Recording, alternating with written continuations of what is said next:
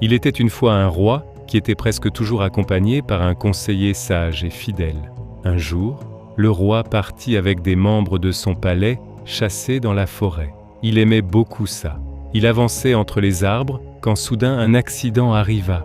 Il tomba et sa main fut gravement blessée. Il perdit 2 doigts. Le roi cria de douleur.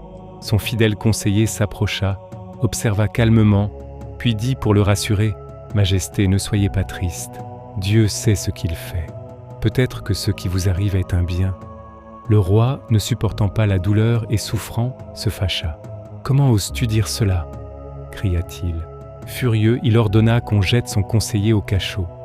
Quelques jours plus tard, le roi retourna chasser avec les membres de son palais, mais cette fois-ci sans son fidèle conseiller. Pendant la poursuite d'un cerf, il s'éloigna trop loin de son royaume. Des hommes surgirent soudainement. Ils l'attrapèrent et l'emmenèrent de force. C'était une tribu de cannibales. Le roi et ses compagnons furent attachés. Ils furent conduits devant le chef de la tribu. Mais quand le chef regarda la main du roi, il s'arrêta net. Il fronça les sourcils et déclara « Cet homme n'est pas parfait. Il lui manque des doigts. On tombera malade si on le mange. Nous ne pouvons pas le manger. » Alors, contre toute attente, le roi fut libéré.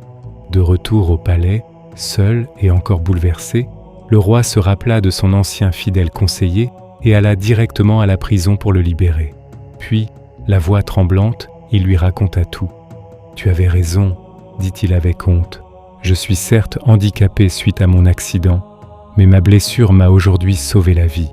Pardonne-moi de t'avoir jeté en prison. » Le conseiller sourit et répondit « Majesté, ne regrettez rien. Mon emprisonnement aussi était un bien. Si je n'avais pas été en prison, j'aurais chassé avec vous aujourd'hui. Et moi, il m'aurait mangé. Il faut faire confiance au plan que Dieu a prévu pour chacun d'entre nous. »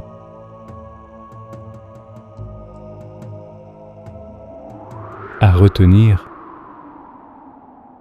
Allah a la connaissance du passé, du présent et du futur. Il sait ce que nous ignorons, et derrière chaque épreuve se cache souvent un bien. Et Allah, qu'il soit glorifié, dit à travers le Coran, « Il se peut que vous détestiez une chose, alors qu'elle est un bien pour vous. » Sourate 2, verset 216.